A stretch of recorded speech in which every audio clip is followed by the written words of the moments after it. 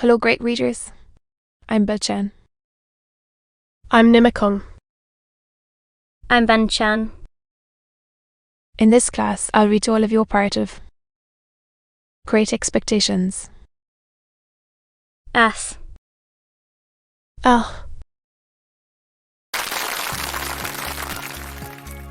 Great Expectations. Charles Dickens. Chapter 43. Tres Gesta. Why should I loiter on my road? The stain of the prison before meeting her at the coach office. In her pride and beauty. And the return transport to my harbour. The road would be none the smoother for it. The end would be none the better for it. He would not be helped, nor I extenuated. A new fear had been engendered in my mind by his narrative. Or rather, his narrative had given form and purpose to the fear that was already there. It comprised while I ventured to discover his return. I could hardly doubt the consequence. That comprising stood in mortal fear of him. Neither of the two could know much better than I. An informer was scarcely to be imagined. Never had I breathed. And never would I breathe so I wrestled the wood of his stiletto provies. But I said to Herbert that before I could go abroad, I must see both Istella and Miss Evesham. Told us his story. I resolved to go out to Richmond next day. And I went.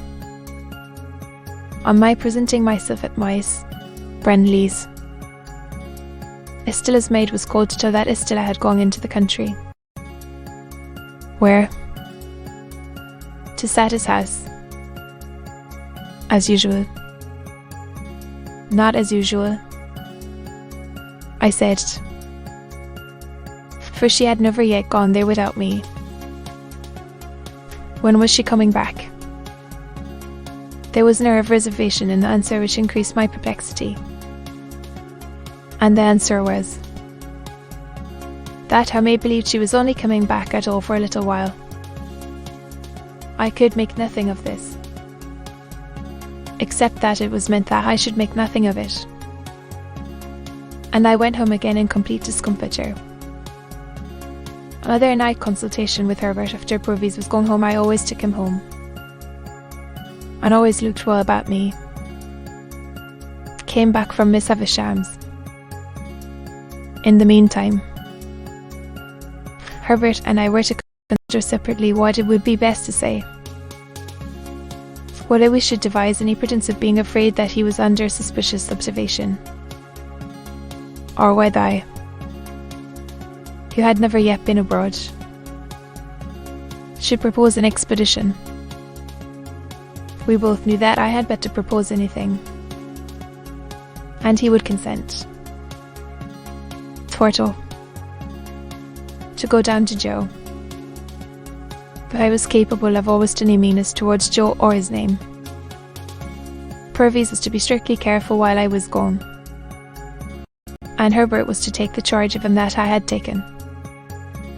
I was to be absent only one night, and then, on my return, was to be begun.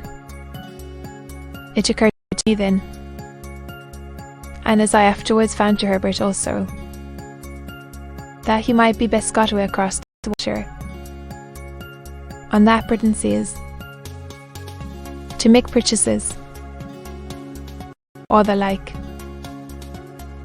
Having this cleared the way for my expedition to Miss Havisham's, I set by the early morning coach before it was yet light, and was out on the open country road when the day came creeping on, halting and whimpering and shivering, and wrapped in patches of cloud and rags of mist, like a beggar. When we drove up to the Blue Boar after a drizzly ride, whom should I see come out under the gateway? toothpick in hand, to look at the coach. But Bentley Drummle, as he pretended not to see me, I pretended not to see him. It was a very lame pretense on both sides. The lamer, because we both went into the coffee room, where he had just finished his breakfast, and where I ordered mine.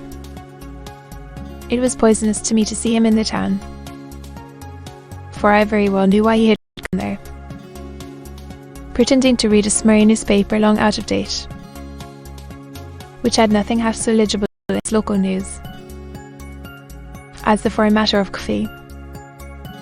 Pickles, fish sauces, ivy, melted butter, and wine with which it was sprinkled all over, as if it had taken the measles in a highly irregular form. I sat at my table while he stood before the fire. By degrees it became an enormous injury to me that he stood before the fire, and I got up, determined to have my share of it, up to the fireplace to stir the fire, but still pretended not to know him. "Is this a cut, Mr. Drummle?" "Oh," said I, poker in hand. "It's you." "Is it?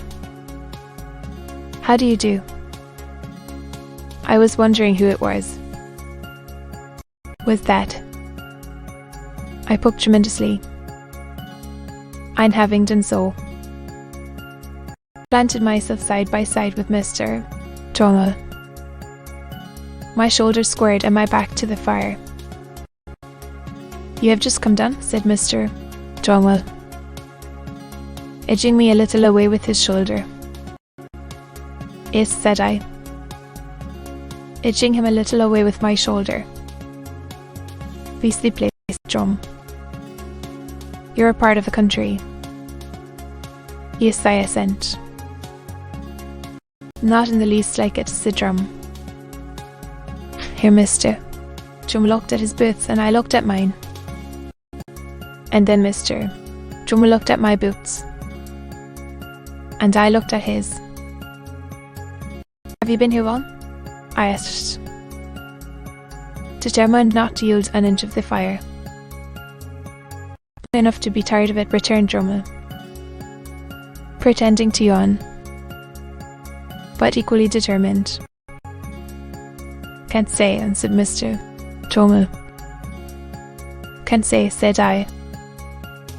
I felt here, through a tingling in my butt, that if Mr. Drummle's shoulder had claimed another hair's breadth of room, I should have jerked him into the window. Equally, that if my own shoulder had urged a similar claim, Mr. Drummle would have jerked me into the nearest box. He whistled a little. So did I. "Large tract of marshes about here, I believe," said Johnny. "Yes."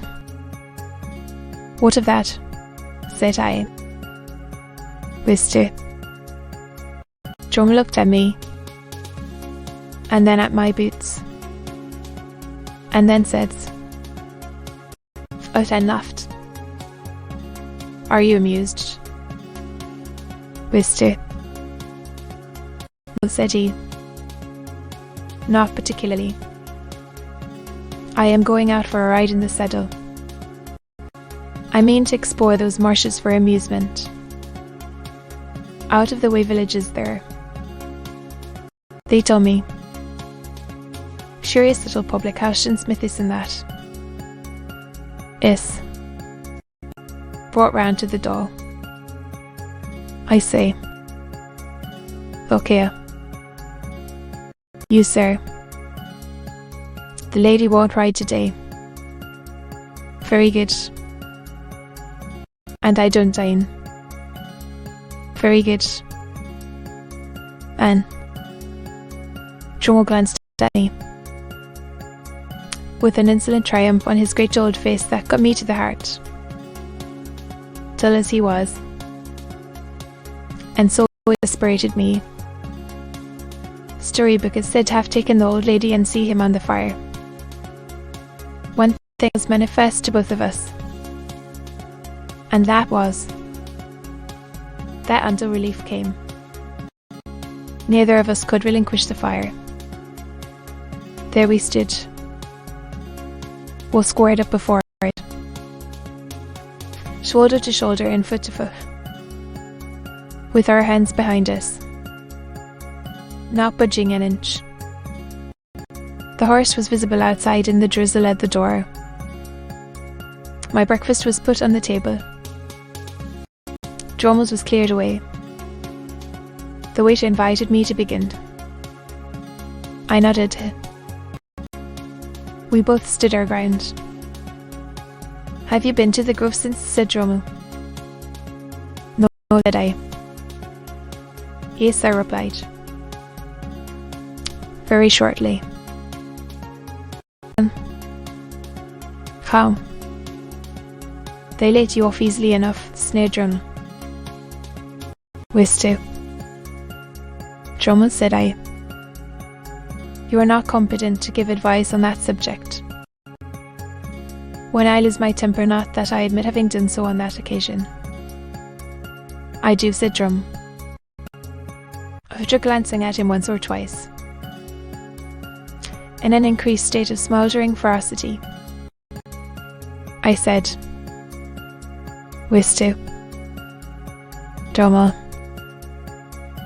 "I did not seek this conversation." "I am sure it's not," said he, superciliously over his shoulder. And therefore I went on. "With your leave." "Quite my opinion," said Dromo, "and what I should have suggested myself, or do any more likely without suggesting. But don't lose your temper."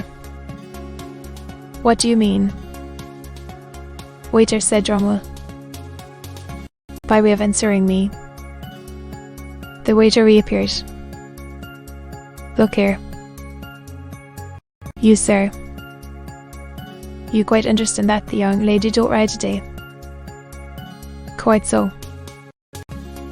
When the waiter had felt my fast-killing teapot with the palm of his hand, and had looked imploringly at me, and had gone out, Dromo, careful not to move the shoulder next to me,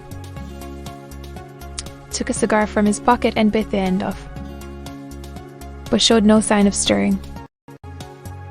Choking and boiling as I was, I felt that we could not go a word further without introducing Estella's name, which I could not endure to hear him utter, and therefore I looked dunnily at the opposite wall, as if there were no one present, and forced myself to silence. How long we might have remained in this ridiculous position it is impossible to say,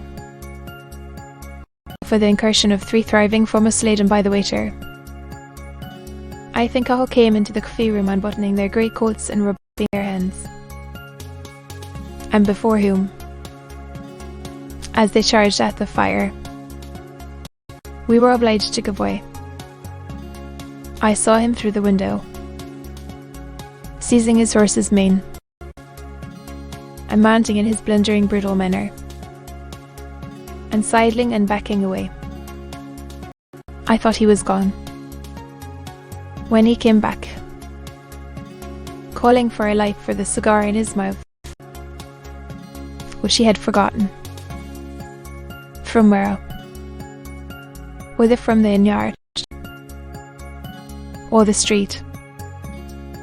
Not. With a jerk of his head toward the coffee room windows.